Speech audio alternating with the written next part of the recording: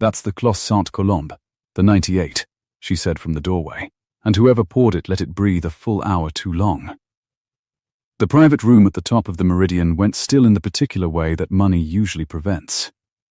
12 crystal glasses caught the last of the summer light. 4 sommeliers stood in tailored charcoal along the marble sideboard. One man sat at the head of the long table and had not smiled in 90 minutes.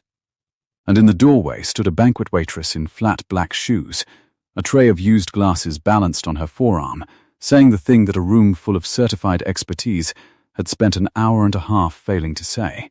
What none of them knew was that the woman clearing their leavings had grown up with that wine's name at her family's table, and that the next 10 minutes would take the quiet, invisible life she had spent years building and set a match to it.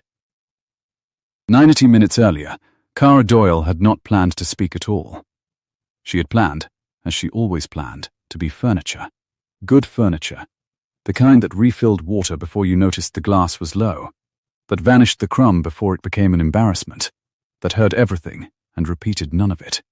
It was July, the hottest week the city had seen all year, and the rooftop restaurant sat above the avenue like a lantern, its west wall folded open to a sky going peach and bruise blue over the river.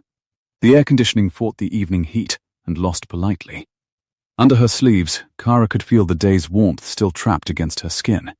"You were on glasses and water in the tasting room," Bev had told her at 4 o'clock, downstairs, in the concrete hum of the service kitchen. Bev Okafor ran the banquet floor the way a tugboat runs a harbour, small, unhurried, and entirely in charge of things much larger than herself. "You do not speak. You do not breathe on the client. Tonight the man is choosing a head sommelier for the whole group, and he is famously, spectacularly impossible to please." "Impossible how?" Cara asked, knotting her apron. "He runs a test." Bev handed her a folded towel, still warm from the dryer, smelling of scorched cotton. "Blind, pours a wine, tells them nothing, watches them sweat. Last 3 candidates cried in my stairwell." She looked Cara over once. "So, furniture. Yes?" "Furniture," Cara agreed, and meant it. She had meant it for 4 years. She had built an entire life out of meaning it. The man at the head of the table was Julian Ashcroft, and Cara knew his name the way everyone in the industry knew his name, the way you know the name of weather.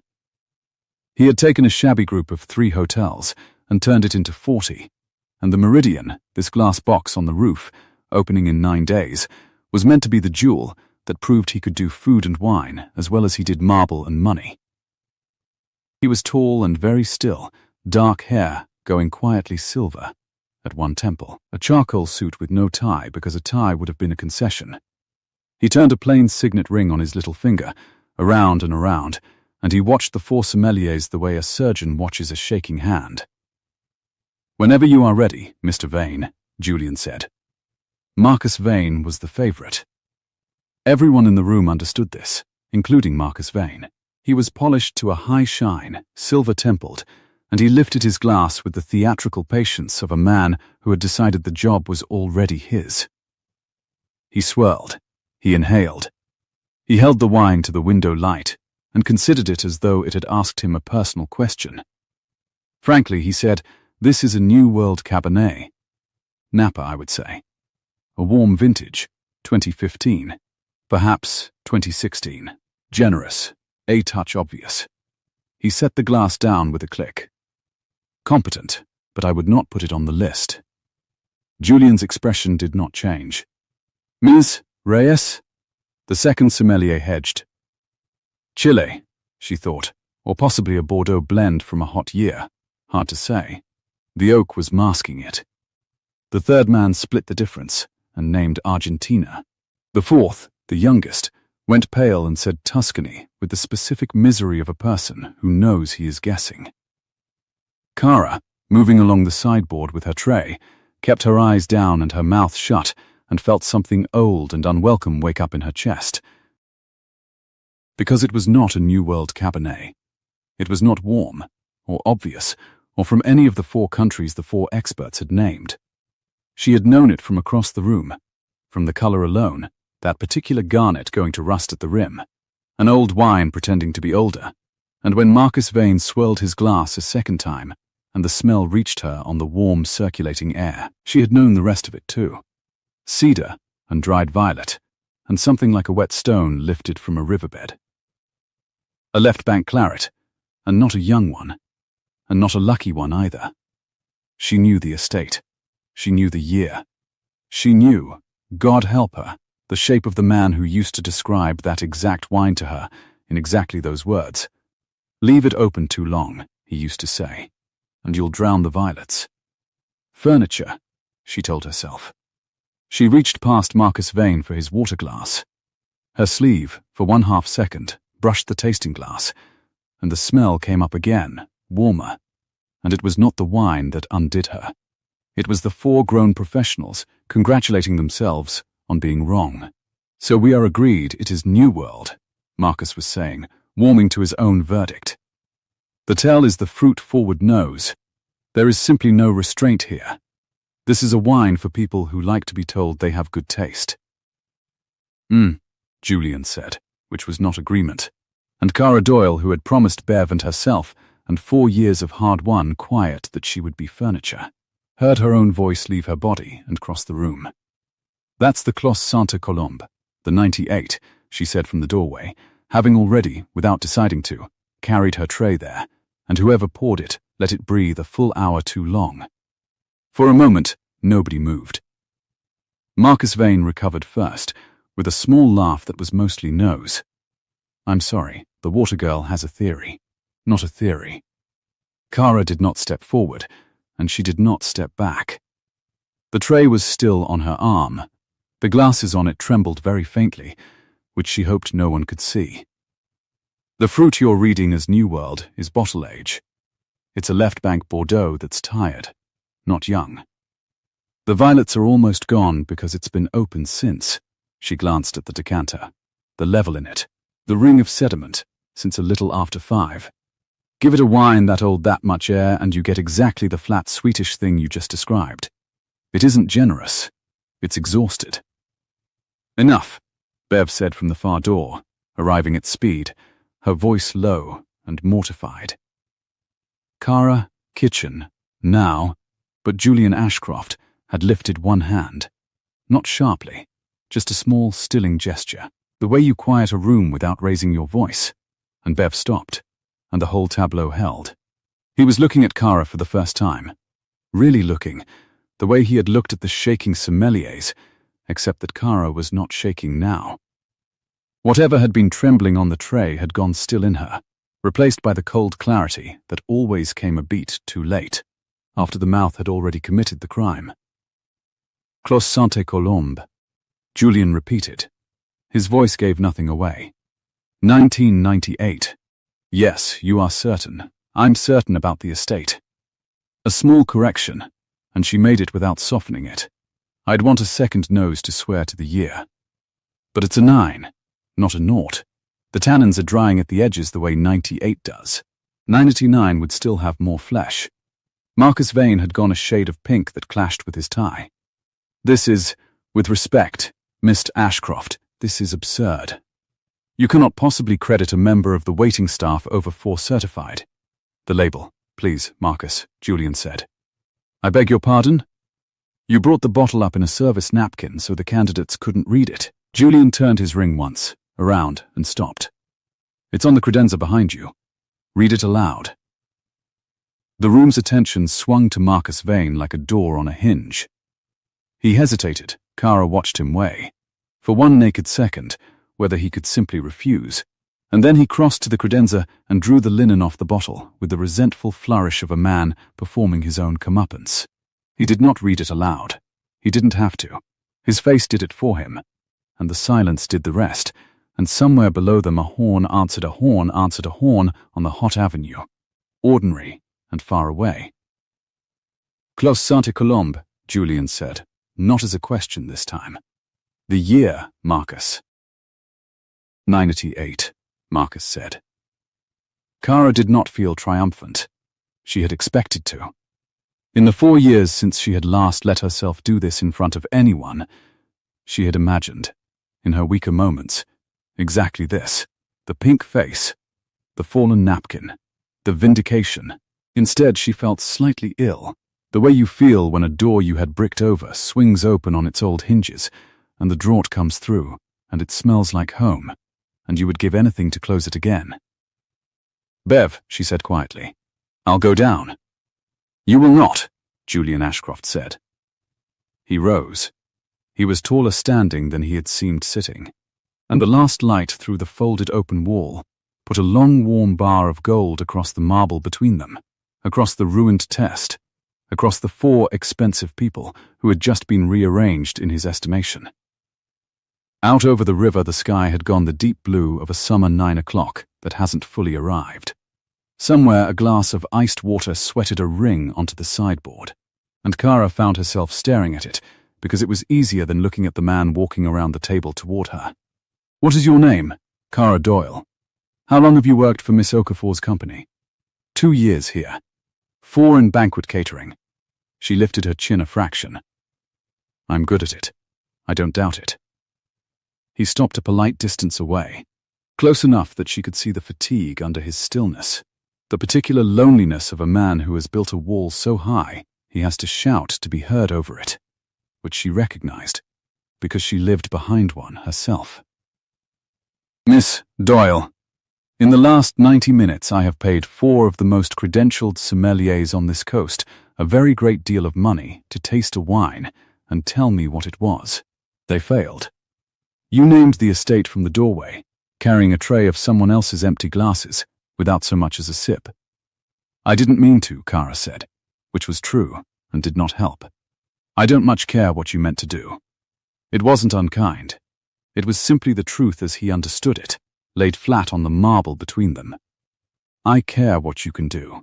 So, he gestured, with an open hand, toward the ruined lineup of glasses on the table. "There's a second bottle.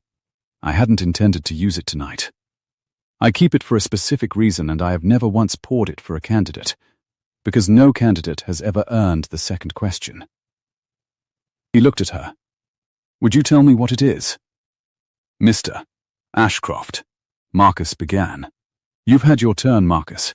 Bev caught Kara's eye across the room and gave the smallest shake of her head. "Don't," the look said. "Whatever this is, it does not end well for people like us." And Kara knew she was right. She knew it the way she knew the wine. There was no version of walking further into this room that led back to the safe grey furniture life she had climbed onto 4 years ago like a raft. Every step forward was a step away from the shore. She took the step anyway. She had, she would think later, been taking it since the first swirl of Marcus Vane's glass. Julian lifted the second bottle himself, from a cradle on the credenza she hadn't noticed, and he did it carefully, the way you lift something that is more than its contents. It was already open, already breathing, the cork resting beside it. He poured 2 fingers into a clean glass and carried it to her, and the smell reached Kara before the glass did. It reached her like a hand on the back of the neck. Because she knew this one too, not from a table full of strangers, not from a training manual, not from the long, careful education she had given herself in libraries and cellars in another life. She knew it from a kitchen with blue tiles and a screen door that never latched, from a man's voice saying, "This one, Kara, this is the one I'd want to be remembered for." She knew it before she had it in her hand, and the knowing went through her like cold water down a hot spine, and for one terrible second the professional coldness deserted her entirely and left a 24-year-old girl standing in a billionaire's tasting room with her father's whole ghost rising up out of a glass. "Take your time," Julian said, misreading the pause as caution. She did not need time. That was the trouble. She lifted the glass. The wine moved dark against the fading light. She put her nose to it and closed her eyes, and there it was, the smell of warm earth after rain, of crushed black currant leaf, of a cellar cut into a hillside, of a place that no longer existed with her family's name once painted over its door. "It's a marchand," she said, and her voice was not quite steady, and she despised it for that. "Domaine Marchand. The old estate, before they sold the west parcels, You can taste the chalk in it. That vineyard sat on chalk. This is one of the last good years they made it themselves. She opened her eyes. Julian Ashcroft was very close and very still, and watching her with an intensity that had nothing to do with wine anymore. 2006, she said, and you shouldn't have opened it for a test. There aren't enough of these left to spend on proving a point. The room had gone entirely silent. Even the horns had stopped. Julian looked at her for a long moment. Something crossed his face. Surprise, and under it something older and more guarded, a door of his own opening a crack against his will. No one, he said finally, quietly, so that only she could hear, has ever known that estate by smell. I have poured that wine for men who own vineyards. I keep it because it is the only thing my father ever built that I could not save. He stopped, as though he had said more than he meant to, and drew the wall back up, and when he spoke again it was to the room. The position is filled. Marcus Vane made a sound. You cannot possibly be. Not by you, Marcus. Thank you for your time. Miss Reyes, gentlemen, thank you. He did not look at any of them. He was looking at Kara. Miss Doyle, I want you here tomorrow at noon. Bev stepped forward, alarmed. Miss Ashcroft, Kara works for my company. She's contracted through. Then I'll speak to your company. He said it pleasantly, and it landed like a gate closing. Noon, Miss Doyle, there will be a room of people whose entire careers depend on you being a fluke. Sommeliers, my board, a wine press that already thinks a rooftop restaurant is a rich man's toy. They will want, very badly, for you to be wrong. He held out his hand for the glass, and when she gave it back his fingers were careful not to touch hers, which she noticed, and hated that she noticed. Come and be right in front of them. I'm a waitress, Kara said. You were a waitress at 4 o'clock this afternoon. A ghost of something that was not quite a smile touched the corner of his mouth and vanished. It is not 4 o'clock anymore. He walked back to the head of the table, and the audience was over. Down in the stairwell, with the fire door shut on the softly emptying room, Bev rounded on her with the fury of a woman who has just watched a person she is fond of step off a curb into traffic. Have you lost your mind? Do you know what you've done? You made 4 professionals look like fools in front of the most powerful client this company has ever had, and now he's going to take you out of my crew and dangle you in front of a firing squad tomorrow. And when they eat you alive, and Kara, that world does eat people alive, I have watched it. You will have no crew to come back to, because he'll have poached you, and my contract will be a mess, and you'll be nobody's furniture, and nobody's sommelier. Just a girl who was right once. The stairwell was hot and close, and smelled of concrete and old coffee. Kara leaned back against the painted cinder block, and felt it cool through her shirt, and she thought about the blue tiles, and the screen door, and the voice out of the glass, and the 4 years of careful nothing she had just set on fire from the doorway with 11 words. I know, she said. Then tell him no. Tonight, I'll smooth it. We say you were overtired. You overstepped. It won't happen again. We keep the contract. You keep your shifts. Bev softened, took her by the arm. You're good at this life, love. It's a quiet one. Isn't quiet what you wanted? It was. It had been. For 4 years quiet had been the only thing Kara Doyle allowed herself to want, because the loud life, the one with her family's name on a cellar door and her father's palate in her blood, had ended in a way she did not talk about, to Bev or to anyone, and she had walked out of it and closed the door and bricked it over and become, deliberately, magnificently, nobody. And then a man who kept a bottle he could not save had put it under her nose and asked her a question no one had ever earned before. He knew my father's wine, she said, mostly to herself. Bev frowned. What? Nothing. Kara pushed off the wall. Down the stairwell shaft, faint through the fire door, she could still hear the low murmur of the emptying room, and above it the city's summer hum coming through the open roof. A warm night settling over a hard town. Her hands, she noticed, had finally stopped shaking. "I'll think about it," she said, which was a lie, because she had already, God help her, decided she could not go back through the door she had just come out of. That was the whole trouble with doors. You could brick them over for 4 years, and still, all it took was the right smell on the warm evening air, and you were standing in the frame again with your whole life on a tray. "Noon," Bev said, despairing. "Noon," Kara agreed, and went to hand in her apron. Noon came the way summer noons come to a city that has not cooled overnight, all at once, white and vertical, the avenue below throwing up heat in visible sheets. Kara stood on the sidewalk outside the Meridian in the only good blouse she owned, a plain ivory thing she had ironed twice that morning because her hands had wanted something to do. And she looked up the glass face of the building and thought about turning around. She did not own a suit. She owned aprons. She had spent 4 years making sure she would never again need clothes for a room like the one waiting at the top of this elevator, and now here she was at 8 minutes to noon, sweating through the ironed blouse, holding nothing, no tray, no towel, no water pitcher, nothing to make her hands into furniture.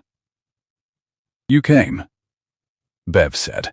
She had been standing in the shade of the awning, and she pushed off it now, and she did not look pleased about being right. She wore her floor blacks even though she had no floor to run today. "I half prayed you wouldn't. You could have not come either.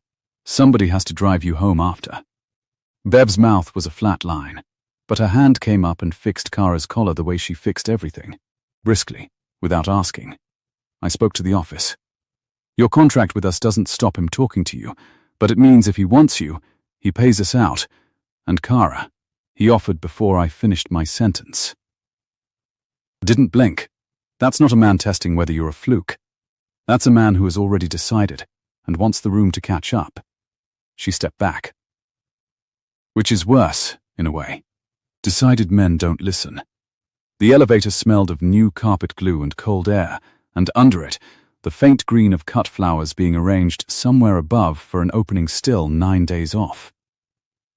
Kara watched the numbers climb.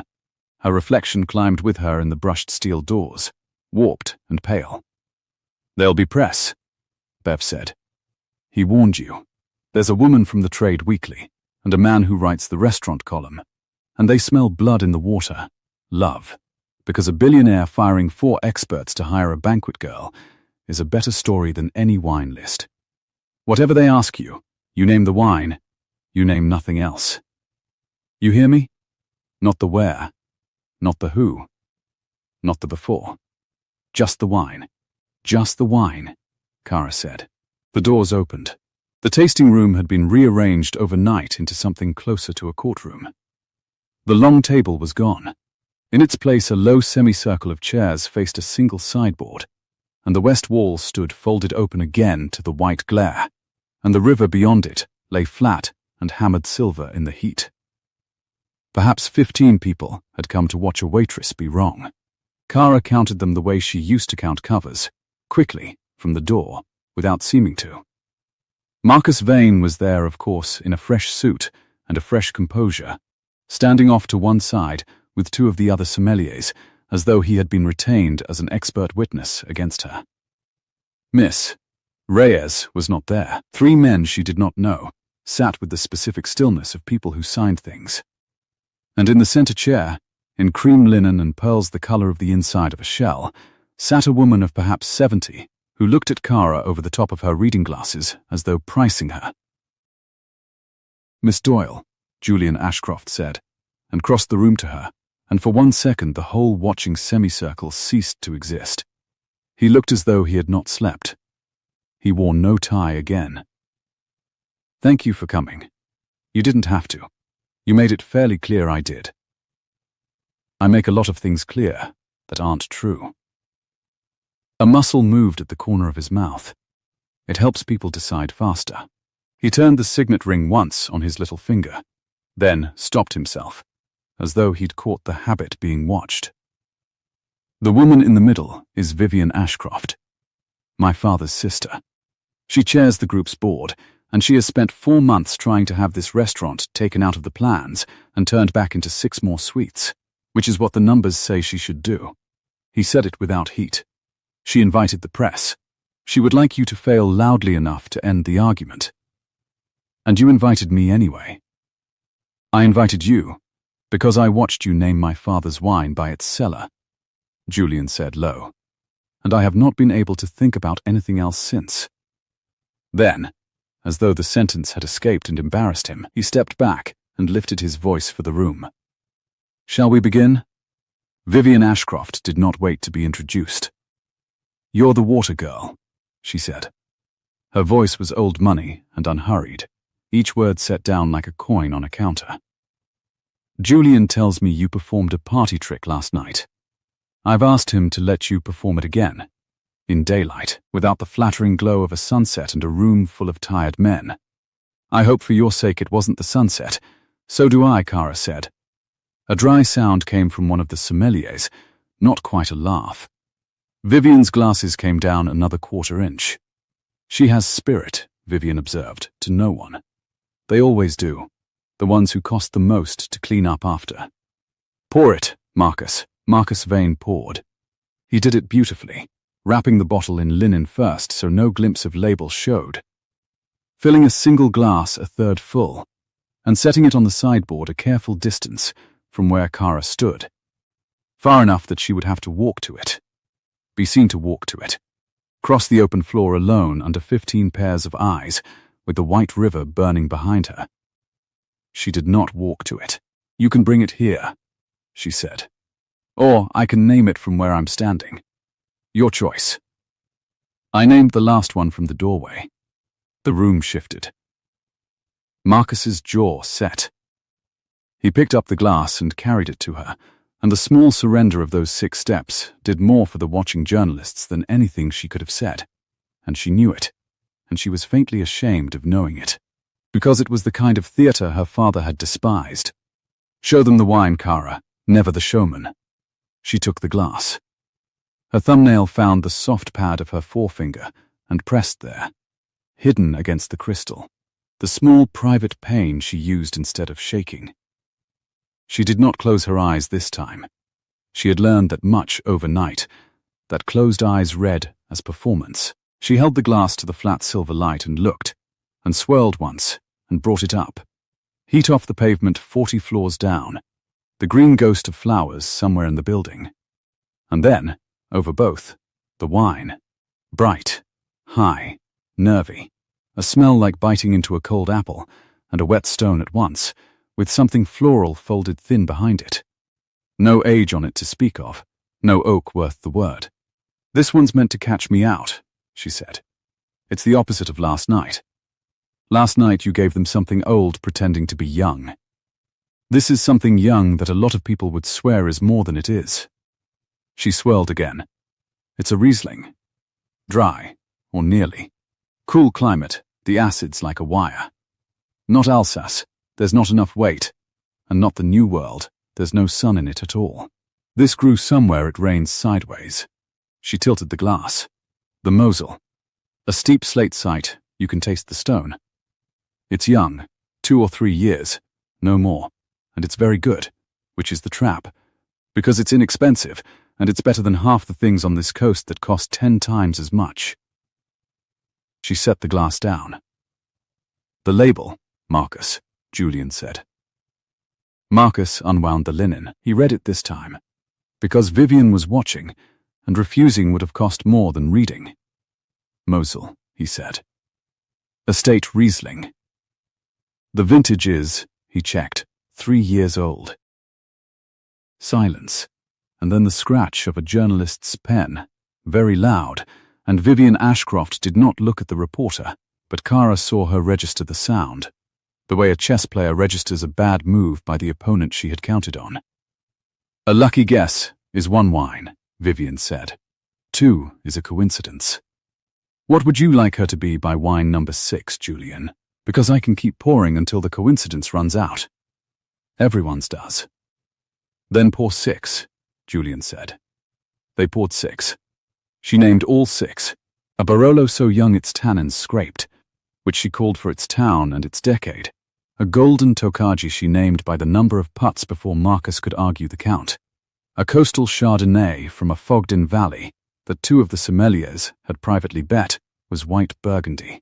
Between each pour the room grew quieter, and the heat pressed harder through the open wall, and the journalists stopped whispering and simply wrote, and Marcus Vane's beautiful composure came apart at the seams so slowly that only Kara, who had spent 4 years watching faces instead of speaking, could see it going. It was after the 6th, in the ringing quiet, that Vivian Ashcroft folded her reading glasses with a click and said the thing that turned the day. "Where did you learn this?" And the room, which had been the wines, became the questions. Kara felt the floor of it open under her. "Just the wine," Bev had said. "Not the where. Not the before." But Vivian was not a sommelier trying to catch her on a vintage. Vivian was a woman who had run a boardroom for 40 years and knew that you never beat a person on their strength, you beat them on the thing they will not say. "I read," Kara said. "I taste when I can. It isn't complicated. Anyone with a nose and 10 years could." "No," Vivian said pleasantly. "They couldn't, or I'd have 20 of them and no need of you, and we both know it, which is why you're lying badly instead of well. A person doesn't learn to smell a specific hillside out of a book. A person learns that at a table." Repeatedly, Young the glasses tapped once against her knee. "Whose table, Miss Doyle?" "Vivian," Julian said. "I'm not being cruel, Julian. I'm being thorough, which you've never been able to tell apart." She did not look away from Kara. "You want to hand a man's flagship and a great deal of my family's money to a woman who appeared from behind a water pitcher. I'd like to know what I'm buying. There's no shame in an answer. Unless there is. The heat.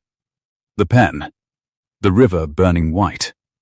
Kara's thumbnail dug into her fingertip until it hurt, and she thought, this is the step off the shore Bev warned about. This exact one. And I am not going to be able to stop at the wine. "My family made wine," she said. The pen stopped. "There," said Vivian, almost gently. "That wasn't so hard. Made, past tense. A small estate?" "Small," Kara agreed. Her voice had gone flat and careful, the voice she used to strip a table of feeling. "It isn't ours anymore. I'd rather not name it. It has nothing to do with whether I can name your wines, which I've now done 6 times, and I'd like that to be the thing on the record instead of my family." How discreet. Vivian's gaze moved, deliberately, to the journalists, letting them feel included in the withholding, making the silence itself into a story. "A mystery vintner's daughter. They'll love that. I almost do." She unfolded the glasses again. "One more, I think. Marcus, pour her the 7th. The one I brought." "You brought a wine," Julian said. It was not quite a question. Something had gone alert in him. "I brought a wine." Vivian's smile was small and cold and, for the first time, genuinely pleased. If she's a vintner's daughter, she'll know it. Vintners' daughters always know exactly one wine better than they know their own names. "Pour it, Marcus, and don't wrap it. I want her to have every advantage. Let her see the color. Let her lean over it. Let's find out what her table smelled of." Marcus poured from a bottle Kara had not seen arrive, a bottle that had come up in Vivian's own car, and the color that ran into the glass was a garnet going rust at the rim, an old wine pretending to be older, and Kara's heart went sideways in her chest before the smell had even crossed the floor. She knew what was coming. She knew it the way you know a stair is missing in the dark, 1 instant before your foot finds the empty air. "Take your time," Vivian said, in exactly the tone Julian had used the night before, and Kara understood then that Vivian had asked Julian about last night in detail, and had built this whole daylight courtroom around a single guess about what would undo her. Marcus carried the glass over. Kara did not reach for it. "I don't need it in my hand," she said. "I can smell it from here." That much was true. Cedar, dried violet, but fuller than last night's, fleshier, a year with more sun in it. Wet stone lifted from a riverbed. And under all of it, faint and unbearable, the thing that was not in any book, a particular green note, black currant leaf bruised between two fingers, that had lived on the far side of a screen door that never latched. "Then tell us," Vivian said. "It's a claret." Kara's mouth had gone dry. "Left bank. Older than last night's. This is a warmer year. There's more flesh on it. The violets are still." She stopped. Started again. "I'd want it in the glass to swear to the estate." "You didn't want it in the glass last night. You named a wine no one at this coast has ever named by smell. Julian's own words, I had them from 4 witnesses, from clear, across a room. Suddenly shy." Vivian tilted her head. "Or is it that you know exactly what it is, and you'd rather not say? The same way you'd rather not name your family? Because those 2 shynesses, Miss Doyle, are starting to look like one shyness. And I find I'm very interested in it." Kara looked at the glass.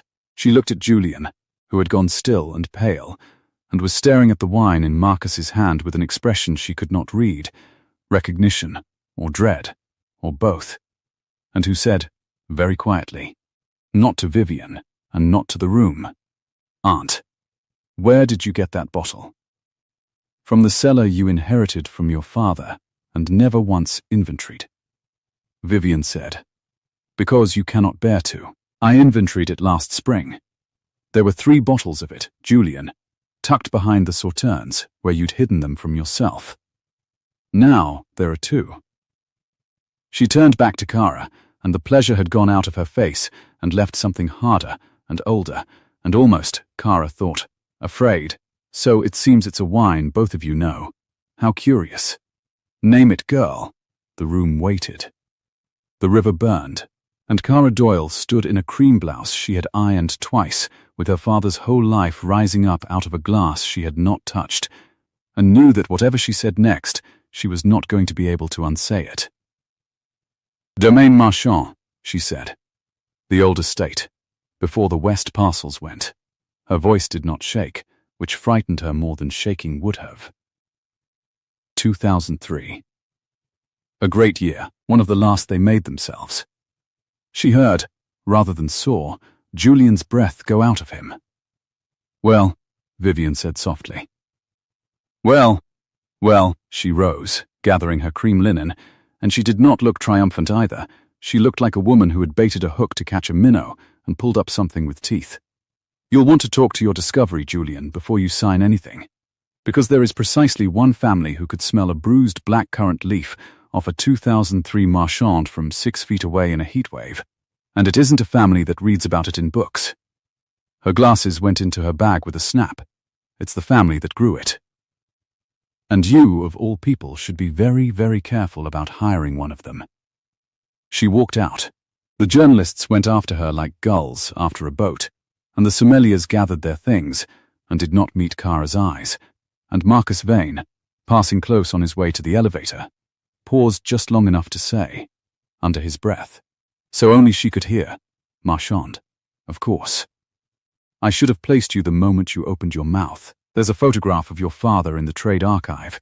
You know, next to the man whose money went into that estate the year before it went under." His smile was very small. "It's a public archive. Miss Doyle, anyone can look." And then he was gone too, and the room was empty except for Kara and Julian Ashcroft, and 7 poured wines going warm in the heat, and the folded open wall, and 40 floors of white summer air. Julian had not moved from where he stood. He was looking at the 7th glass on the sideboard, its garnet going rust at the rim, and when he finally spoke his voice had lost all of its money and all of its stillness, and was just a man's voice in an emptied room. "My father put everything he had into Domaine Marchand," he said. "The last 3 years of his working life. He believed it was the finest thing he would ever be part of. And then it came apart. All of it, the whole estate, over one winter, and the family that ran it lost the land. And he stopped. Turned the ring. Once, twice, He kept the wine and he kept a photograph, and he never told me the name of the family. Because he said it wasn't his to tell. He said he'd cost them enough without spending their name too. He looked up at her at last. You're them. The family. Aren't you? Julian. He thought he was saving them. Something raw had opened under the words. That's the story I grew up with. My father, the man who tried to save the little estate and couldn't. That's the only thing he ever regretted out loud. That's the bottle I keep. And you smelled it, and named it, and you looked at me last night like his jaw worked. Like you knew something about that estate that isn't in my father's version. What is it? What did his money do? And Kara stood there with the answer sitting in her mouth like a stone. The answer she had bricked over for 4 years. The answer that had nothing to do with saving anyone. And she understood in one cold rush that the man in Marcus Vane's archive photograph, the man whose money went into the estate the year before it went under, was Julian's father, and that Julian believed a story about that money that was the exact opposite of the story her family told, and that only one of those stories could be true. I can't do this today, she said. Kara, you want me to be right in front of your board, she said, backing toward the elevator, and I was. 6 times. 7, I did what you asked. But you're asking me a different question now, and it's not one I answer to strangers, and yesterday at 4 o'clock that's what we were. The doors opened behind her at her touch. You keep that bottle because your father couldn't save it. My family lost that bottle because somebody's money made sure they couldn't keep it. Maybe those are the same story told from 2 ends. Maybe they're not. Her chin came up the fractional degree that meant she had reached the edge of herself. But I'd want it in the glass, Mr. Ashcroft, before I swear to the year. She stepped into the elevator. The last thing she saw before the doors closed was Julian Ashcroft standing very still among the 7 warm glasses with the white river burning behind him, holding the photograph he hadn't known he was already looking for. And the last thing she heard, tinny through the closing steel, was her own phone beginning to buzz in her bag, an unknown number. The first of the calls that would come now that Vivian Ashcroft had said the name Marchand out loud in a room full of people who wrote things down. The elevator let her out into a lobby that smelled of lily stems and floor polish, and Kara silenced the phone in her bag without looking at it. It buzzed again before her hand had left the clasp. She let it. Through the tall glass she could see the avenue baking white, heat standing up off the pavement in ribbons, a doorman fanning himself with a folded newspaper he would not be fanning himself with by tonight. Bev was waiting by the revolving door, car keys already in her fist. Out the side, Bev said. There's a woman on the front step with a phone held up like a collection plate, and I don't fancy being B-roll. How is she already? Because Vivian Ashcroft said your name to a room full of people whose whole job is to say it faster than the next one. Bev steered her by the elbow, past the coat check, through a service corridor that breathed cold air and cut flowers, out a fire door into the alley's wall of heat. Marchand, she said, Marchand, and the tradeswoman had it typed before you reached the elevator.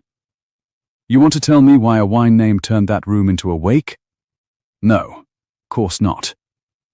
Bev unlocked the car. The interior was an oven, the vinyl seat scorched through Kara's ironed blouse, and she welcomed it, the small, clean pain of it. Get in before you're a headline standing up. They pulled into traffic. The city smelled of hot tar and river, and someone's cigarette 3 cars up. Kara's phone buzzed a 4th time, a 5th, and she turned it face down on her knee. Answer none of them, Bev said, eyes on the road. Not the sweet ones, not the ones that say they're on your side. Nobody who calls a stranger in the first hour is on your side. It's not the press. Kara had seen the name flash before she turned it. It's my sister. Bev's hands adjusted on the wheel. You have a sister. I have a sister.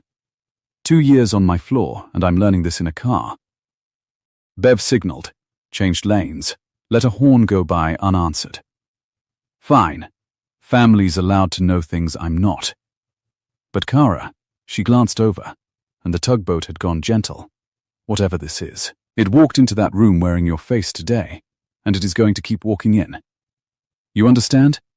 You didn't just name a wine. You told 15 people with pens that the Marchand girl is alive and pouring water 40 floors over the avenue. Kara watched the river slide by between buildings, flat and hammered and blinding. I know exactly what I did, she said. The phone buzzed a sixth time, and this time she picked it up. Her apartment was one room and a kitchenette on the fourth floor of a building that had no elevator and no pretensions, and she loved it the way you love a thing that has never once asked her to be more than furniture. The window unit rattled and dripped and lost to July. She stood in the middle of the small hot room with the phone against her ear and her sister's voice coming down the line thin and quick. It's already on the trade site, Kara. There's a photo. Not of you, of Dad. Kara sat down on the edge of the bed. Which one? The one from the harvest dinner. Him and the tall man, both of them laughing. The year before, Tessa stopped. Tessa never used the word either. The year before everything. The caption says the late Edmund Ashcroft with vintner Frank Doyle, whose domaine Marchand collapsed the following winter. And then, it says your name. It says you humiliated 4 sommeliers, and it asks whether you knew whose restaurant you were walking into. The window unit dripped. Somewhere below, a bus sighed at the curb. I didn't know, Kara said. Tess, I didn't know it was Ashcroft's place until I was already in the doorway with the name out of my mouth. I believe you. A breath. But they don't have to. That's the thing you always forget, since Dad. You think being right is the end of it. Being right was never the end of it. Being right is what started it. Kara closed her eyes. In the dark behind them was the blue-tiled kitchen and the screen door that never latched, and her father at the head of the table with a glass held to the lamp, saying, "Leave it open too long, and you'll drown the violets," and she had been. God help her, so proud to be the one who understood him.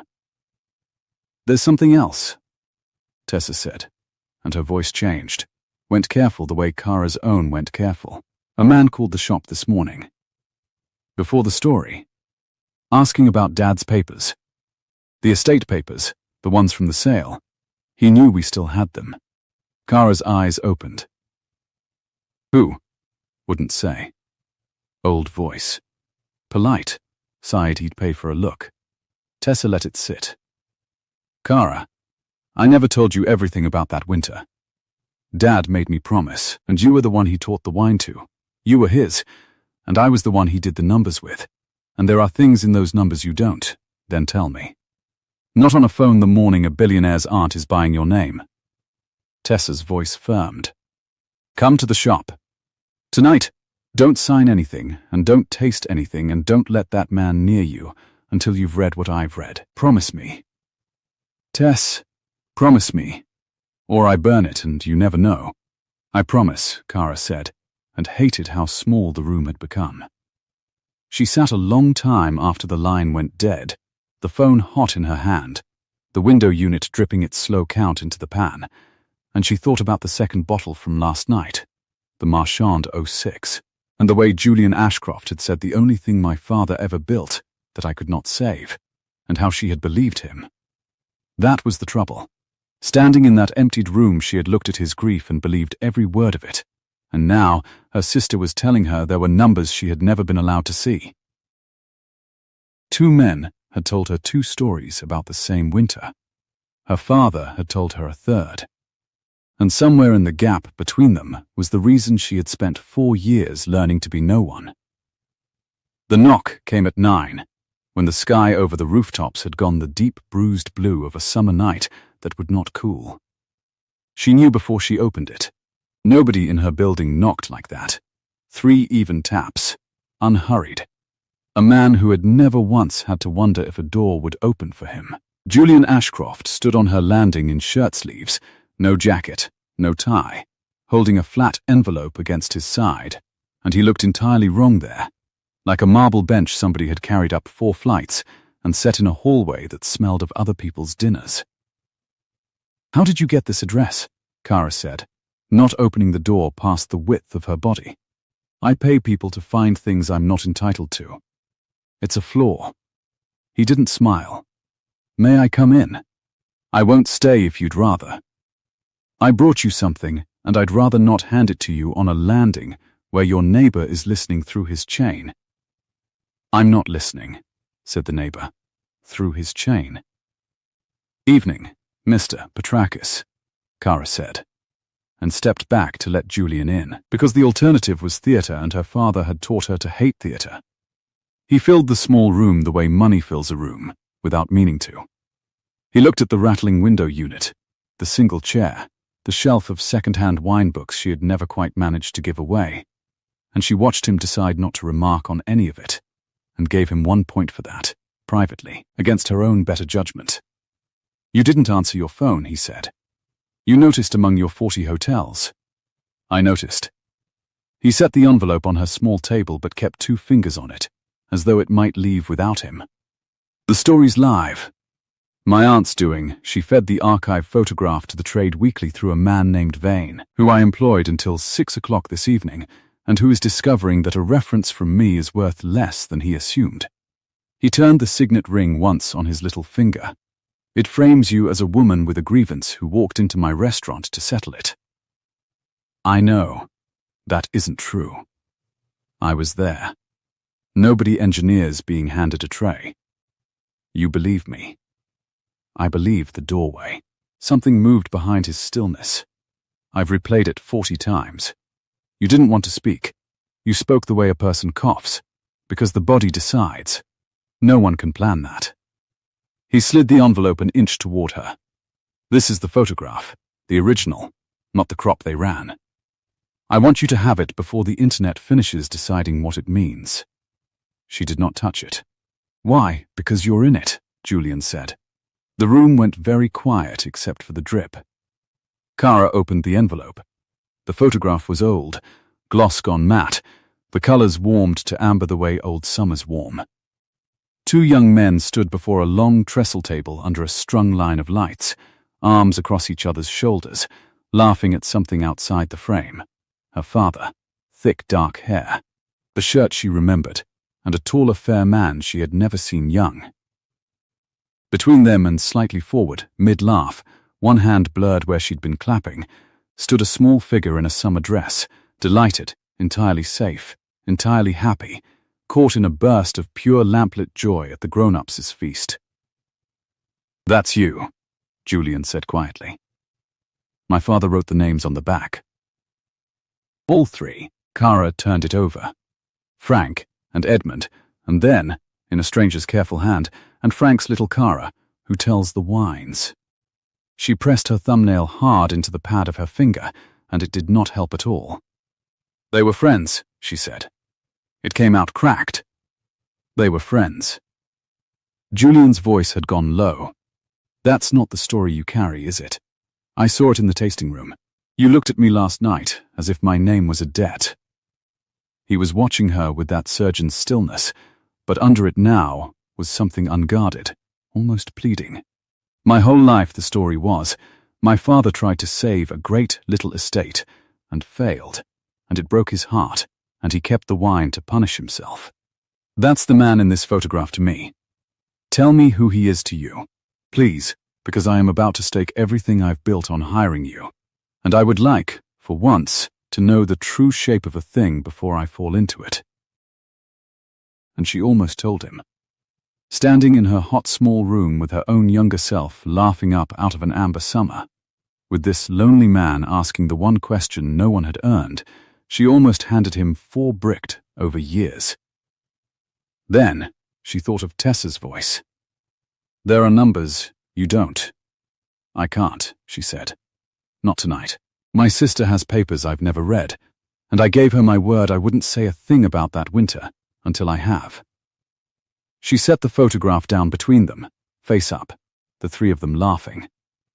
You want the true shape. So do I. I've wanted it for 4 years and been too much of a coward to look. Give me until tomorrow to stop being a coward. Julian looked at the photograph, and at her, and something in his face closed a careful degree, not distrust, but the old wall going back up out of habit, brick by patient brick. "Tomorrow," he said. "There's a board meeting at 10. Vivian's called an emergency vote on the restaurant. If I walk in without you signed, I lose it. The restaurant becomes 6 Sweets, and this photograph becomes the reason the eccentric Ashcroft boy embarrassed the family." He paused at the door. "I'm not telling you that to move you. You should decide free of it. I'm telling you because you'd find out and think I hid it, and I've spent enough of my life being the man who hides the number." A ghost of the not-quite smile. "Read your papers, Miss Doyle. Then come and tell me the true shape. Even if it has my father in it wearing a face I won't like." He went down the stairs. She heard 4 flights of a rich man's unhurried tread, and then the street door, and then the summer night swallowing him. She did not make it to Tessa's shop. She got as far as the sidewalk. The photograph zipped into her bag. The heat still standing up off the stone at 9:30, when the car slid to the curb beside her, long, pale, silent, and the rear window came down on Vivian Ashcroft in cream linen, pearls the color of the inside of a shell, catching the streetlight. "Get in, Ms. Doyle," Vivian said. "It's 40 degrees on that pavement, and I have something you'll want to read before you decide anything my nephew asked you to decide. I have somewhere to be." "Your sister's shop?" "Yes." Vivian's glasses came down a 1/4 inch. "I know a great deal about you now. One of my people even telephoned your sister's shop this morning, offering to pay for a look at your father's papers, before I thought better of the approach and came to you directly instead. It took less than a day, which should tell you how thin the wall was that you spent 4 years building. Get in. I'll have you delivered to Tessa's door. I'd simply rather the neighbors not photograph us." Kara got in. The car smelled of leather and cold and old money's particular perfume, something dry and expensive with no fruit in it at all. The door sealed the heat out with a sound like a vault. "You think I'm the villain," Vivian said, not unkindly, watching the avenue slide by. "It's a comfortable thing to think. It lets you make my nephew the hero and yourself the wronged girl, and everyone loves that story. They'll click it 1,000,000 times." She drew a folder from beside her. "Thin, cream, expensive. I'm going to spoil it. I don't do this to be cruel. I do it because Julian is about to hand a great deal of money and his father's memory to a woman, and I have spent my life being the only person in that family willing to read the numbers before the toast. People keep telling me about numbers today, because the numbers are the only true thing in any of this." Vivian laid the folder on Kara's knees. "Your father's estate did not collapse because my brother's money crushed it. Ms. Doyle, that's the story your family tells. And it did not collapse because my brother tried nobly to save it and failed. That's the story mine tells. Both are flattering, and both are wrong, which is how you know they're family stories." She tapped the folder once. "Edmund put his money in as a partner, a true partner, 40%, on a handshake with the man he loved like a brother. And then, in the last winter, when the debt came due and the bank called it, your father went to Edmund and asked him to buy the whole thing outright, to take the estate, the name, everything, so the bank couldn't, to hide it inside Ashcroft accounts where it would be safe. The car was very cold. Kara did not open the folder. And my brother said no," Vivian said, "because it would have ruined him too, and he had a boy at home, and he was afraid. He said no, and the bank took the land, and the name came off the door, and Edmund kept 3 bottles and a photograph, and told everyone for the rest of his life that he had tried to save it, when the truth is, your father begged him to, and he refused. She let it sit. That is what's in the folder. Your father's letters, the bank's schedule, Edmund's reply, in his own hand saying no. It is not a story where anyone is the villain. It is a story where 2 frightened men made a choice, and a family paid for it, and my nephew has built a shrine to the wrong version of his own father." Kara's hands would not move to the folder. "Why show me?" she said. "You want the restaurant gone. This helps me. Julian's father refused my family. That's the archive story of the year. That ruins your golden version, not mine, Because you won't use it, Vivian said, and for the first time she looked at Kara with something that was almost respect and almost sorrow. I've watched you all day. You had the whole room and you gave them the wine and nothing else. You could have named your family from the doorway and made yourself a saint on the internet by breakfast. And you didn't. You are, God help you, discreet, which means you'll read this and you'll carry it and it will sit in you like a stone. And you will not be able to look at my nephew's grief the same way. And you will not be able to tell him why. And a woman who cannot tell him why cannot run his flagship. She retrieved her glasses. I'm not buying your silence, Miss Doyle. You came with it. I'm handing you the truth, because the truth is the one thing that will make you leave on your own, with your dignity, before this becomes a war that neither family survives with its name. The car stopped. Outside, in the streetlight, Kara could see the shop front, Tessa's little wine merchant, lights still on, her sister a shape moving behind the glass. There's money in there too, Vivian said. A number. It's fair, and it's more than the estate ever made, and it comes with no photograph in the Trade Weekly, and no war. Read it after the letters. In that order. The letters first. She reached across and opened Kara's door herself, letting in the wall of heat and the smell of the hot street, and, faint, her sister's shop, cork and cardboard and cool cellar air leaking under the door. Give my best to Tessa. She reads numbers too. Ask her whether I've lied to you. She'll know within a page. Kara stood on the pavement with the folder against her chest and watched the pale car pull away, silent, into the summer dark. Tessa had the papers spread on the shop counter before Kara had the folder fully open. Her own thin box of them, the ones their father made her promise to keep, and the 2 sets of documents lay between the sisters under the shop's single warm bulb, and cork dust hung in the air, and outside the last heat of the day ticked in the brick. She's not lying, Tessa said. She had gone through Vivian's folder page by page, her reading finger moving, her face getting older as it went. God help us, Kara. She's not. This is Dad's hand. This is the letter he wrote Edmund in the January.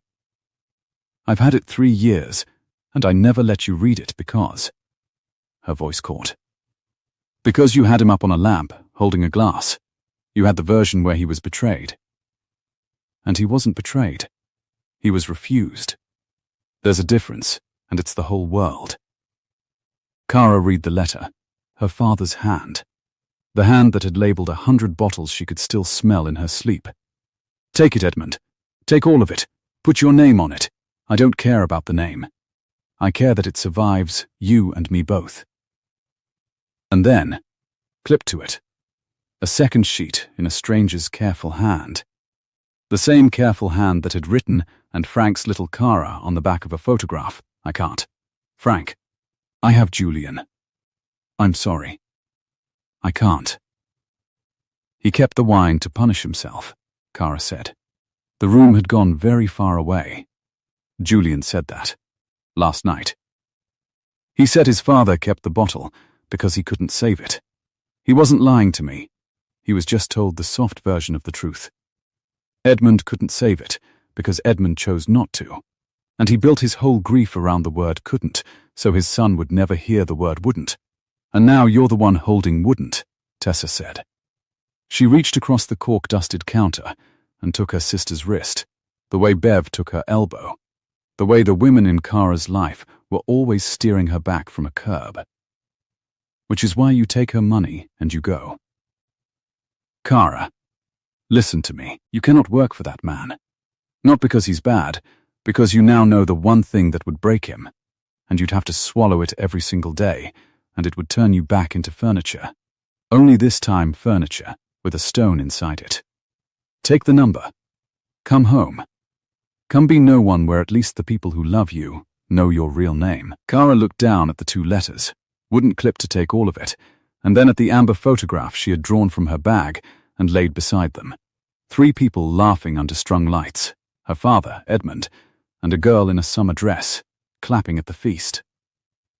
None of them yet knew that grown men got frightened, that names came off doors, That being right was only ever the thing that started it. Her phone lit on the counter. A message, not a call. Julian, I told my aunt she's off the board vote if she came near you tonight. She's not answering. If she found you, don't read anything of hers until we've talked. Whatever it is, I'd rather hear the true shape from you than the useful shape from her. Jakara stared at it, the folder open under her hand, the letters read, the stone already swallowed, the true shape already in her and already the wrong shape for him. 3 days too late for don't read anything. One truth too deep to ever hand across a table to a man who kept a bottle to punish a crime his father had told him was a failure. He wants the true shape, Kara said, and her voice had gone to the flat, careful place that stripped a table of feeling. He said it twice tonight. Give me the true shape even if my father wears a face I won't like. She closed the folder. Outside, far down the hot street, a horn answered a horn, answered a horn.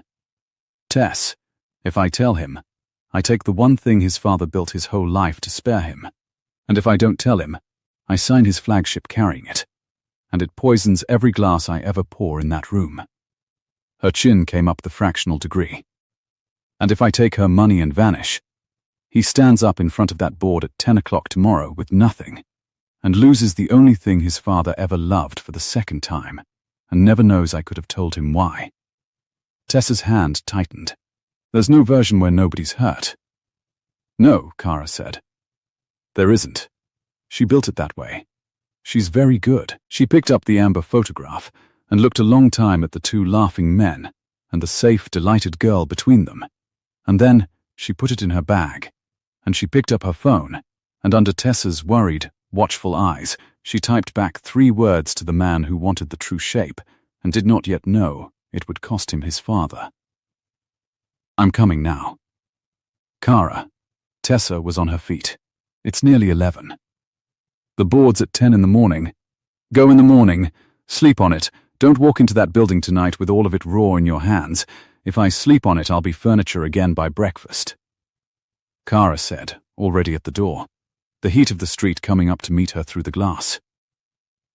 I've been furniture for 4 years, Tess. It turns out all it takes to end that is the right smell on a warm night, and I already smelled it, and there's no bricking it back over. She looked back once at her sister among their father's papers, under the one warm bulb, the shop that smelled of cork and cellar, and everything they'd salvaged. He's going to look at me the way I looked at his name, and I'm going to do it anyway, because he asked me for the truth and I'm done being the girl who only ever poured the water. The door swung shut on the little brass bell, and the summer night took her, and 40 blocks north the meridian stood lit against the dark like a held breath, one lamp burning at the very top, where a man who kept a bottle he could not save was waiting, still, unknowing, for the true shape of the only thing his father ever loved. The night doorman at the meridian had never seen her out of black, and for a moment he did not place her, the ivory blouse, the bag held against her chest like a shield. And then he did, and his face did the thing every face in the building would do for weeks. He said, "You might come." The doorman said. He said to send you straight up. Did he say anything else? He said not to let anyone else follow. The man turned a key in the private lift, and the doors breathed open on cold air and the ghost green smell of cut stems. Hot one. Miss. They say it won't break till the weekend. It won't, Kara said, and stepped in. The lift climbed through the dark building, and her reflection climbed with her, pale and warped in the brushed steel, and she thought about how the last time she rode this, she had been on her way to be right in front of 15 people, and how being right had turned out to be, exactly as her sister said, only ever the thing that started it. The folder was in her bag.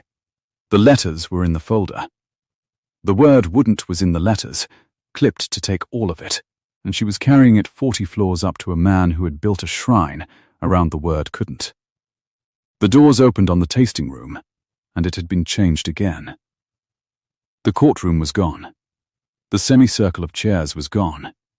Someone, he surely, himself, with his own hands, because who else would he let up here tonight? Had pushed the sideboard back to the wall and set 2 chairs at the folded open window, and between them, on a low table, stood the 3rd bottle.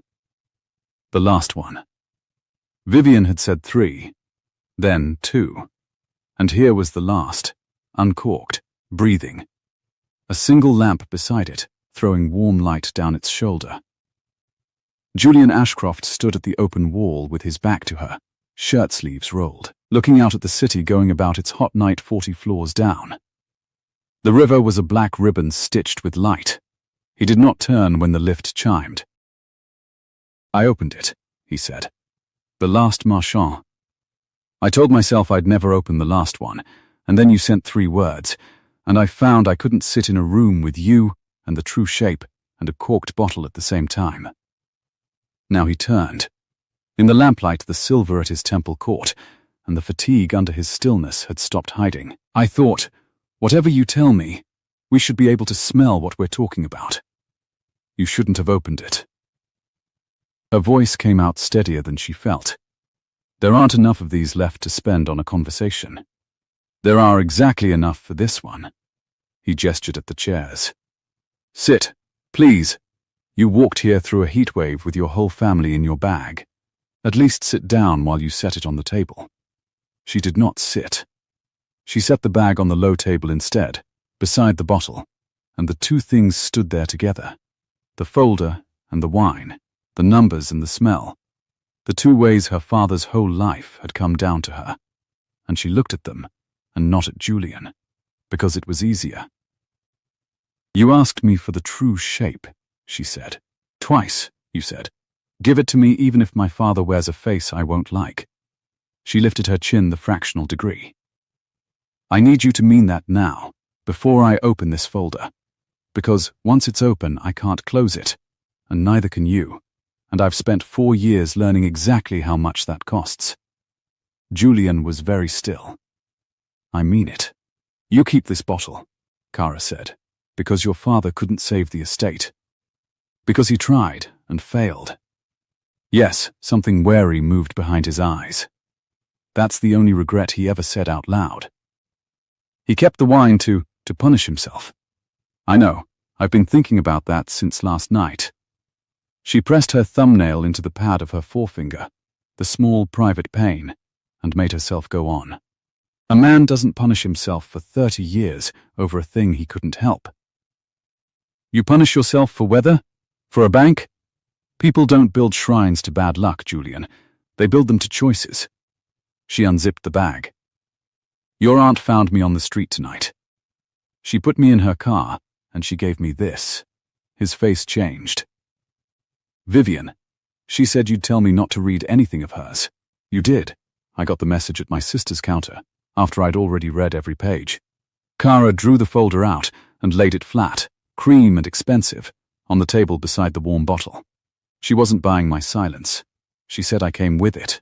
She showed me the numbers, because the numbers are the one thing that would make me leave you on my own. Before this turns into a war, neither family survives." Her hand rested flat on the folder. She was almost right. "Kara." He said her name the way a man says a name when he already knows the next sentence is going to take something out of him. "What is in the folder?" The lamp hummed. Down on the avenue a horn went, and another, ordinary and far away. "Letters," she said. "Your father's hand and mine. My father's, I mean. The bank's schedule from that last winter. Your father's reply." She turned the folder to face him, but kept her hand on it. "The story you grew up with is that Edmund tried to save Domaine Marchand and couldn't. The story my family carried is that Edmund's money crushed us. Vivian says both are family stories, which is how you know they're both flattering and both false." She drew a breath that did not steady her. "The true shape is worse than yours and kinder than mine, and it's going to hurt you, and I'm sorry, and I'm going to tell you anyway because you asked me to, and because I am done pouring the water." She lifted her hand off the folder. "Open it," she said. "Read the January letter first. It's my father's. Then read the one clipped to it. That one's your father's." Julian did not move for a long moment. The city breathed behind him, hot and enormous. Then he crossed the room, a rich man's unhurried tread gone suddenly careful. A man walking toward a missing stair in the dark, and he sat down in one of the two chairs at the open window, under the lamp, and he opened the folder on his knees, and he began to read his father's memory being taken apart in his father's own friend's hand. Kara watched his face and hated that she had to. She had spent 4 years reading faces instead of speaking, and so she saw it arrive in stages, the way she'd watched Marcus Vane's composure come apart at the seams. First, the small frown of a man reading a familiar name in an unfamiliar sentence. Then the stillness of comprehension. Then, when he reached the second sheet, the careful hand that had also written, and Frank's little Kara on the back of a photograph, the thing under the stillness that was not composure at all. I can't, Frank. I have Julian. I'm sorry. I can't. Julian read it twice. She could tell by the movement of his eyes, down, and then up, and then down again. The way you reread a word that will not resolve into something you can live with. He was asked, Julian said. His voice had lost all its money. My father. Frank asked him to take the whole estate, to hide it inside Ashcroft accounts where the bank couldn't reach it, and my father, he stopped. Turned the page over as if the back might hold a different ending. He said no. He said no. Not couldn't. The word came out of him cracked. Wouldn't. He wrote the word. He wrote I can't, but he meant I won't. Because there's the schedule, right here, the numbers. He could have carried it. Vivian's own folder proves he could have carried it. It would have cost him, but it wouldn't have. He put his hand over his mouth. Above it, his eyes were wet and furious. And lost. He was afraid. He had a boy at home. He was afraid. And he said no. And then he spent the rest of his life telling that boy he had tried. Yes, he built me a father who tried. Julian's hand came down. He was looking at the bottle now, the last Marchand breathing warm in the lamplight, and the loathing and the love in his face were the same thing wearing one expression. That's what this is. That's why I could never pour it and never throw it out. He kept 3 bottles of the wine he let go under, and he called it grief. And I inherited the grief without the crime. Because he loved me too much to hand me the crime. He laughed, once, terrible and short. He said the name wasn't his to tell. He said he'd cost your family enough without spending your name too. And I thought that was humility. I thought that was my father being decent. It was both, Kara said quietly. That's the part your aunt got wrong, and the part my father got right. Edmund refused him, and it was a coward's refusal, and Edmund also spent 30 years unable to look at the bottle, and protected your family's peace by burying the reason, and never once let himself off the hook in his own heart. She sat down at last, in the second chair, close enough that the lamp lit them both. My father used to say a wine can be tired and still be great, that both are true at once and you have to hold them at once or you don't understand the glass at all. Her voice caught, and she let it. Your father was a frightened man who did a cowardly thing and grieved it honestly for 30 years. Both, at once. It's the true shape. I'm sorry it's the one you got. The lamp hummed. Julian sat with the letters in his lap and the last bottle at his knee and the whole hot city at his back, and for a long moment he did not say anything at all. And Kara let him not say it, because she of all people knew what it cost to keep a thing bricked over and what it cost more to let the draught come through. You knew this, he said finally. Tonight, when you sent 3 words. You already knew, and you came anyway. My sister told me not to. She said take your aunt's money and vanish. She said you now know the one thing that would break him, and you'd swallow it every day, and it would turn you back into furniture, only furniture with a stone inside. Kara looked at the folder on his knees. She's usually right. She reads the numbers. I read the wine. Between us we're almost a whole person. Then why did you come? Because you asked me for the truth, Kara said, and I have been, my entire adult life, the girl who only ever pours the water, who hears everything and repeats none of it, who made herself into good furniture so that no one would ever again put her family's whole life on a tray and ask her to name it in front of strangers. Her chin came up. And then you did exactly that. From a doorway, because my body decided before I did. And I have discovered that I would rather hurt you with the true shape than protect you with a soft one and go back to being no one. That's not kindness. It's the most selfish thing I've ever done. I'm telling you that too, so you have all of it. Julian looked at her. Something in his face, the wall she'd recognized last night, the one he had to shout over to be heard, the one she lived behind herself. Something in it came down, not brick by careful brick this time, but all at once, the way a folded open wall drops the whole evening into a room. Thank you, he said. Don't thank me. I've made your father a coward. You've made him a person. He set the folder aside, gently, on the low table beside the wine. Do you know what it is, to spend 40 years loving a monument? You can't touch it. You can't argue with it. You certainly can't forgive it, because it never did anything. It only failed, nobly, from a great height. His voice had steadied into something raw and clear. You just handed me a father I can be furious with. That's not a wound, Kara. That's the first real thing anyone's given me in this room in 9 days, and I've bought art in here that cost more than your building. And Kara Doyle, who had come 40 blocks through a heatwave, braced to watch a man look at her the way she had looked at his name, sat in the lamplight and watched him not do it, and felt the stone she'd swallowed shift a fraction. Not gone, but held now by 2 people instead of 1. Then his eyes moved past her to the folder, and the raw clarity in them hardened towards something else. There's a number in here, he said. She'd have put a number in. After the letters. She was specific about the order. Letters first. Because the letters make you leave, and the number makes it painless. He didn't open it. How much? I didn't read it. You didn't. He stared at her. She hands you enough to buy your way out of a life you told me you built to escape exactly this, and you didn't look? I read the letters, Kara said. After that I couldn't have told you the number if you'd held a corkscrew to me. That's the flaw in her plan. She thinks I'm discreet, which I am. She forgot I'm my father's daughter, which means once you put the true shape in front of me, I stop being able to care what anything costs. She stood and crossed to the open wall, and let the hot night touch her face, 40 floors of it, the river black, and stitched with gold. She wants the restaurant gone.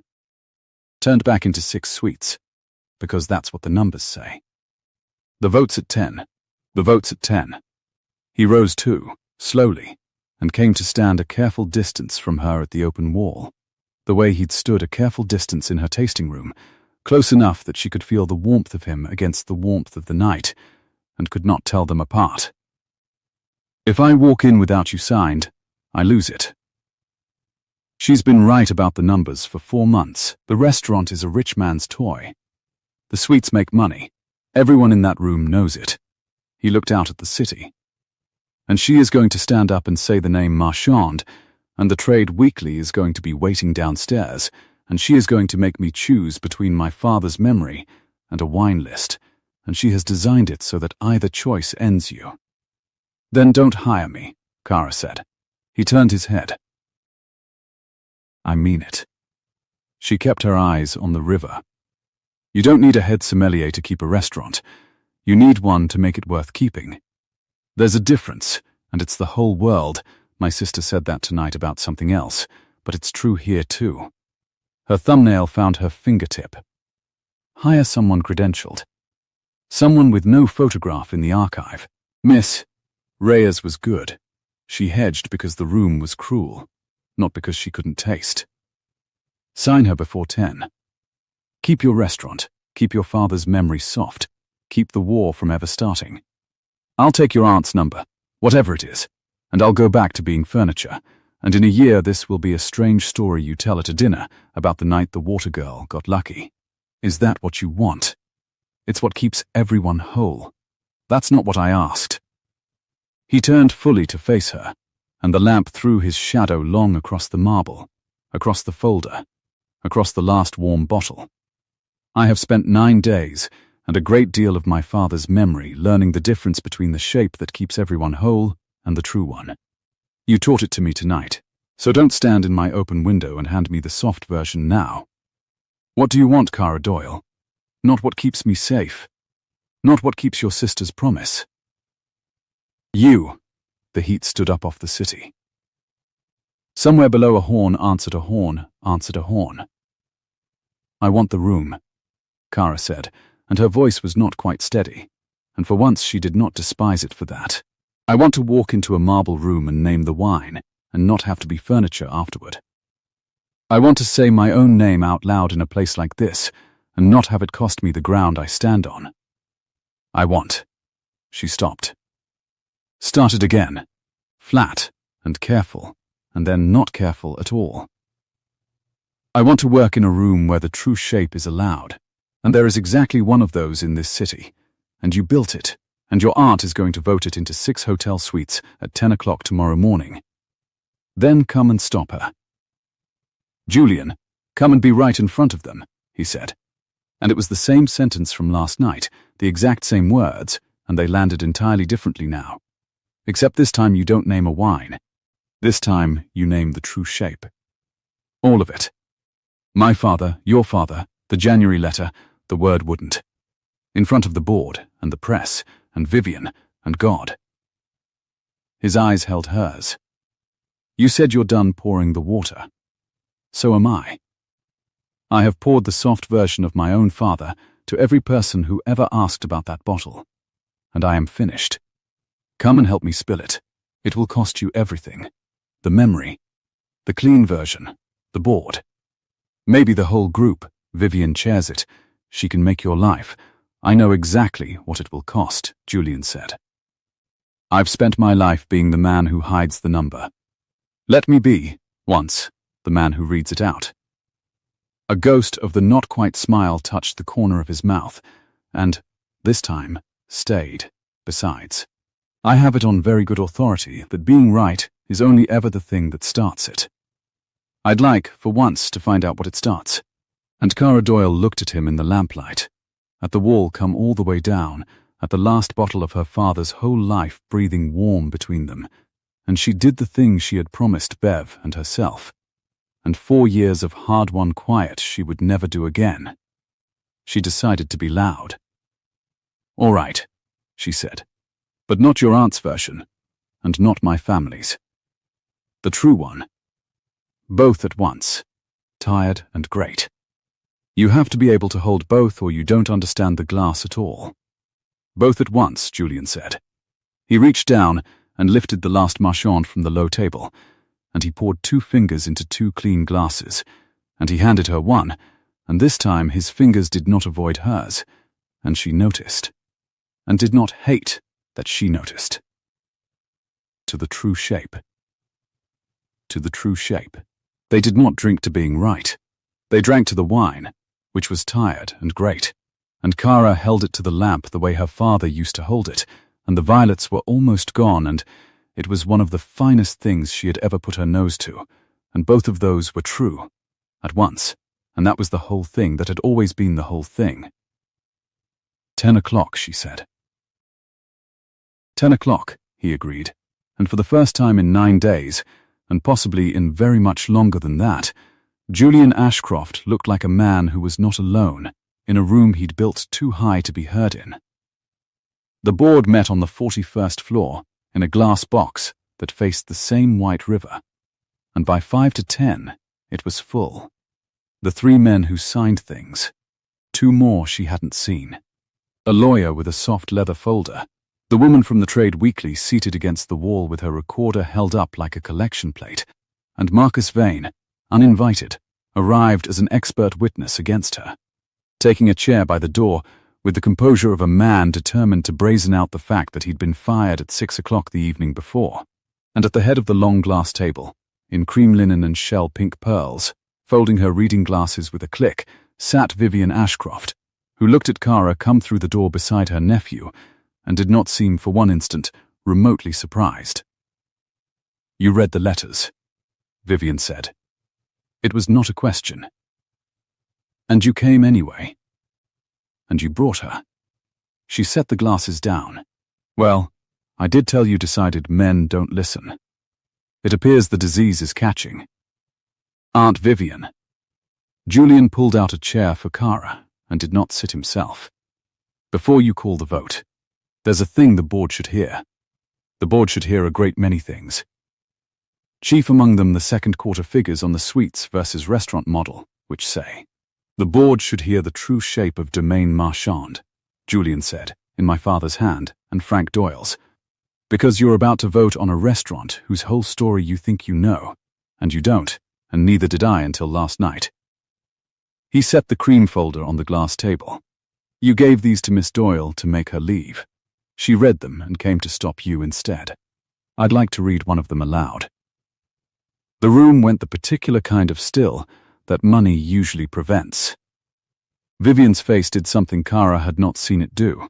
A flicker, gone almost before it arrived, of a woman who has baited a hook to catch a minnow and watched something with teeth take it into deep water. "Julian, these are private family papers. This is not the venue. It's exactly the venue. You made it the venue when you fed the archive photograph to the trade weekly through a man I no longer employ." Julian glanced at Marcus, who went a shade of pink that clashed with his tie. "You wanted a public story. Here's the true one. It costs me more than it costs anyone in this room, and I'm going to tell it anyway. You're going to embarrass the family." "I'm going to correct the family," Julian said, and opened the folder. He read the January letter first. Frank Doyle's hand, the hand that had labeled 100 bottles Kara could still smell in her sleep. "Take it, Edmund. Take all of it. Put your name on it. I don't care about the name. I care that it survives you and me both." His voice did not perform it. He read it flat and clear, the way you read a thing you need the room to believe rather than feel. And the recorder against the wall turned, and the lawyer's pen stopped, and Vivian Ashcroft sat very straight and did not reach for her glasses. Then he read the second sheet. His own father's hand. "I can't. Frank. I have Julian. I'm sorry. I can't." He set it down. "My father did not try to save Domaine Marchand and fail," Julian said to the room. "He was asked to save it, and he was afraid, and he refused. And then he kept 3 bottles of it and a photograph for 30 years, and he told everyone, including me, especially me, that he had tried. Because he loved me too much to hand me the truth." He looked at Vivian. "You've spent 4 months telling this board the restaurant is sentiment dressed as strategy. You're right. It is sentiment. It's mine. I want to build the finest wine room on this coast, on top of a hotel my father would have called a folly, and put a woman in charge of it who can name the estate my father let go under by the smell of a bruised leaf. And I want the first name on the reserve list to be the one that came off that cellar door." His voice did not rise. It didn't have to. "That's not good numbers. Vivian's numbers are better. I've read them. I'm asking the board to vote for the worst numbers anyway, because I have spent my whole life being the man who chose the safe figure and hid the true one. And I am, as of last night, finished." Silence, the recorder turned. Down the glass wall the river burned white. Marcus Vane cleared his throat. "If I may, as someone with standing in the profession, hiring a banquet waitress with a documented family grievance to run a flagship reserve program is not sentiment, it's negligence. And any insurer, Mr. Vane," Kara said. The room turned to her the way a door turns on a hinge. She stood. She had no tray this time, no towel, no water pitcher, nothing to make her hands into furniture, and she found she did not need them. "You said yesterday there's a photograph of my father in the trade archive, and that anyone can look. You were right. I looked, last night, at the original, the one before the crop. Would you like to know what's in the part they cut off?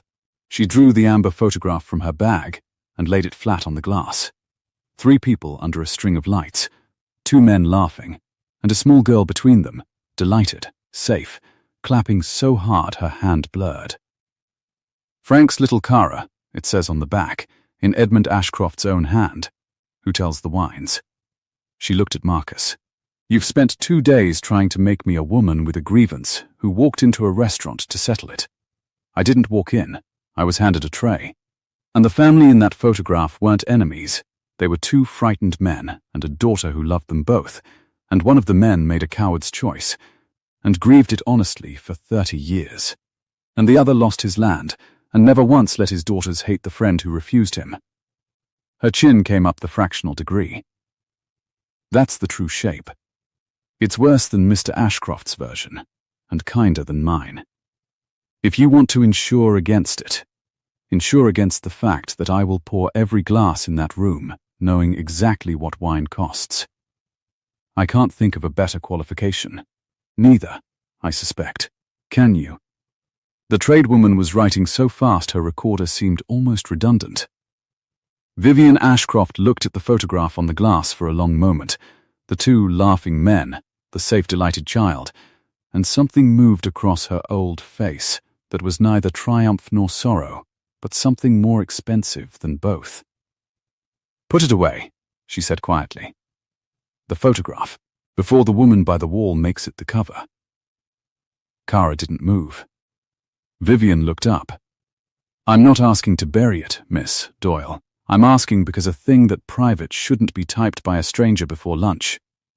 There's a difference. She folded her hands on the glass. You didn't read the number. No, you'd have been comfortable for a decade. I know, and you're going to stand in my boardroom and cost my nephew the better figures anyway, on a Tuesday, in a heatwave, over a wine. Vivian shook her head slowly, and, astonishingly, the corner of her mouth moved. You are the single most inconvenient person Julian has ever brought up in that lift, and I have watched him bring up architects, artists, and one genuinely titled fool who wanted to put a helicopter on the roof. She turned to the 3 men who signed things. I'm withdrawing the motion. The lawyer's pen stopped. Vivian. I'm withdrawing it. She said it pleasantly, and it landed like a gate closing. I called an emergency vote to protect this family from a war and a bad number. The war I can now see was mine to start or not, and I'm choosing not, and the bad number is my nephew's to make with his eyes open, which, for the first time in the 9 years since my brother left us the company, they appear to be. She looked at Julian, and under the old money composure was the thing Cara had glimpsed in the car, the almost fear, gone now into something steadier. You read the letter out, Julian, in front of witnesses. You corrected your father in public and cost yourself the clean version of him to do it. My brother never once managed that. Neither, I'll confess, have I. She retrieved her glasses at last and set them on. The restaurant stays. Hire the girl. And God help the 4 sommeliers on this coast, because she'll name every wine they get wrong from the doorway for the next 30 years, and there is nothing any of us can do about it. She rose, gathering her cream linen, and paused beside Cara on her way to the door. I told you the truth would make you leave on your own, Vivian said, low, for Cara alone. I was wrong. It made you louder.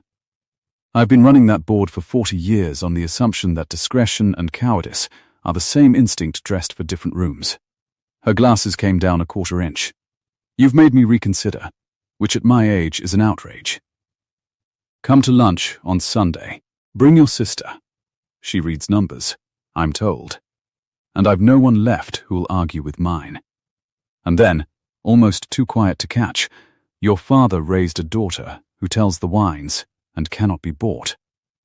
Tell him, when you see him, that Edmund's sister said so. It's 30 years late. Say it anyway. She went out, and the tradeswoman went after her like a gull after a boat, and Marcus Vane gathered his composure and his dignity, and found he'd left both in a room he was no longer welcome in, and rose, and left without meeting anyone's eyes, and the boardroom emptied into the hot white morning, until it was only Kara and Julian and a photograph face up on the glass. 3 people laughing under strung lights, 40 floors above a river burning silver in the July heat. Julian let out a breath that seemed to have been 30 years arriving. "Sunday lunch," he said. "She hasn't invited anyone to Sunday lunch since my father was." He stopped, and this time he let the sentence stand unfinished, and it was all right that it did. "You realize what just happened. You told the true shape and the sky didn't fall. I told the true shape and my aunt invited your sister to lunch." He picked up the photograph, gently, the way he lifted things that were more than themselves, and looked at the small blurred hand, the delight, the 2 young men who hadn't yet made or refused a single terrible choice. "I've been so afraid of this photograph. For 9 days. For 9 years, if I'm honest, without knowing its name." He looked up, and it turns out it's just a picture of people who loved each other badly, and a child who loved them anyway. That's all it ever was. "That's the wine, Julian." Kara took it from him, carefully, and slid it back into her bag. "Tired and great. You have to hold both. I'm learning." He turned the signet ring once on his little finger, then stopped himself and looked at the stopping and laughed softly. "I keep waiting to be the man who hides the number. He doesn't seem to be here this morning. Give him time. He built you. He won't leave overnight." She shouldered the bag. "But he'll leave." They stood a moment in the emptied glass room, with the whole hot city laid out beneath them, and the thing that had been building since a doorway 2 nights before stood in the room with them, unspoken, the way the true shape had stood unspoken all through the tasting. "I owe you an honest one," Julian said. "You gave me all of yours last night, the selfish reason, the true shape, all of it laid on the table." So, he turned to face her fully. "I didn't send a man to find your address because of the wine. Any sommelier can be found through an agency. I have 4 whose numbers I regret knowing. I sent a man because I couldn't stop thinking about a woman who named my father's estate by its cellar, and then told me I shouldn't have opened the bottle. Because in 9 days of people telling me exactly what I wanted to hear, you were the first person who looked at the thing I loved most and told me it was being wasted." His voice had gone low and clear. "I don't entirely know what that is yet. I'd like the room to find out. Not the restaurant. That room's yours regardless. You earned it from a doorway. This room. Whatever it is between us that made my body decide to climb 4 flights of your neighbor's stairwell before I'd decided anything." A pause, and then, quietly, the one direct thing. "Earned. I'd like to find out with you. If that's a wine, you'd let breathe." Kara looked at him, at the wall all the way down, at the lonely, careful man who kept a bottle he could not save, and had just, in front of witnesses, chosen to save the truth instead, and she thought about 4 years of grey furniture life, and the raft she'd climbed onto, and how all it had taken to sink it was the right smell on a warm night. "I don't let anything breathe an hour too long," she said. "You saw what it does to the violets." And then Julian Ashcroft, who had not smiled in 90 minutes across a long marble table 2 nights ago, smiled properly, all the way, and it changed his whole face into something younger than his money. "There it is," Kara said. "The joke. Bev owes me."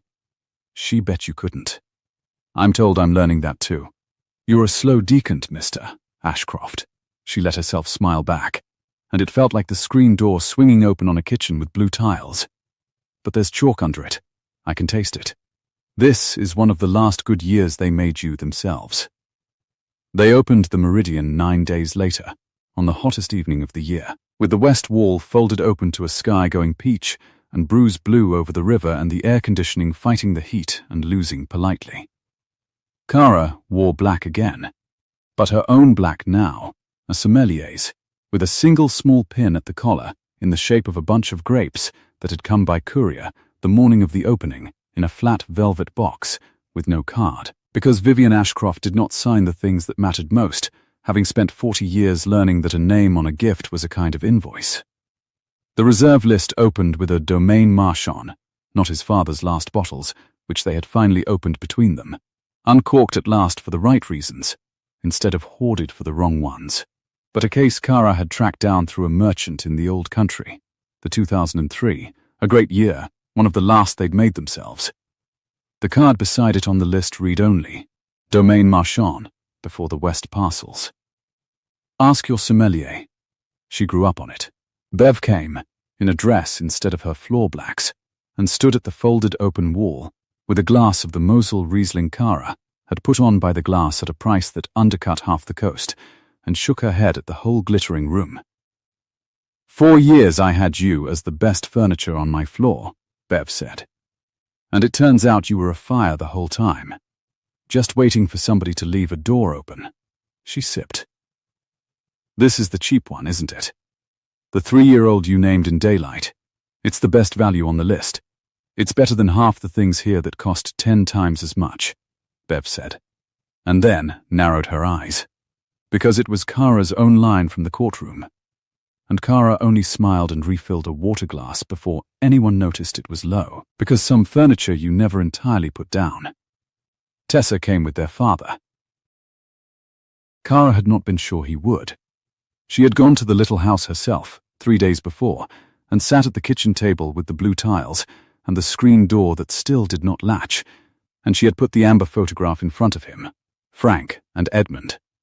And Frank's little Kara who tells the wines, and she had told him the true shape, both halves, tired and great, the coward's refusal and the 30 years of honest grief, and Vivian's message 30 years late.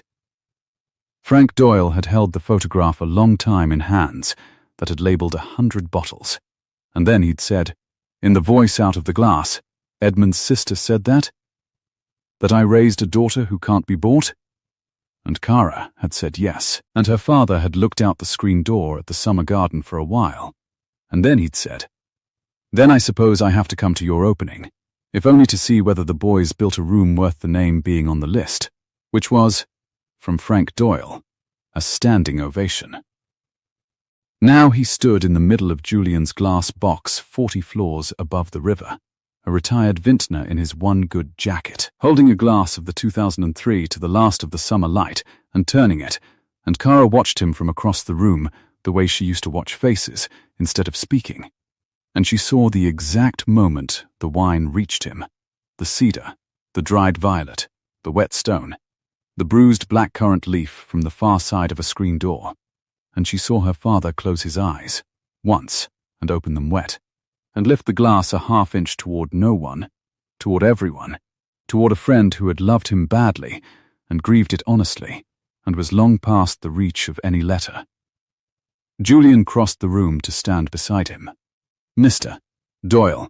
He did not offer the practiced hand or the practiced line. My father kept 3 bottles of your wine for 30 years, and never once told me your name, because he said he'd cost you enough without spending that too. I've spent it now, in public, on purpose. I hope that was mine to do. Frank Doyle looked at the tall, fair man who had his old friend's careful hands, and something in his weathered face eased. Leave a Marchand open an hour too long, Frank said, and you drown the violets. But leave it corked forever out of fear, and you never taste it at all. He turned the glass. Edmund could never decide which mistake he was more afraid of. God love him. Looks like his boy sorted it. He lifted the glass the half-inch again, and this time toward Julian. The room's worth the name. You can tell your aunt I said so. 30 years late. A ghost of a smile, exactly his daughter's. Say it anyway. Later, when the room had thinned and the sky had gone the deep blue of a summer night that would not cool, Kara found Julian at the folded open wall with 2 glasses of the last thing on the list. Not the Marchand, he said, handing her one. We're saving those. This is something young that a lot of people would swear is more than it is. His mouth moved. I've been practicing that one. You're a slow decant, Kara said, but you get there. She took the glass. Their fingers did not avoid each other, hadn't, for 9 days now. Below them the city breathed its hot enormous breath, and a horn answered a horn answered a horn. Ordinary and far away, and no longer the sound of anything ending. Sunday lunch, Julian said. Vivian's expecting all of you. She's terrified. Incidentally, she hasn't cooked for people she likes in years, only for people she was negotiating with. Tessa's already sent her a spreadsheet correcting the wine budget. Of course she has. I told her you'd want to be furniture, he said. Just for the afternoon. Refill the water before anyone notices. Vanish the crumb. Hear everything.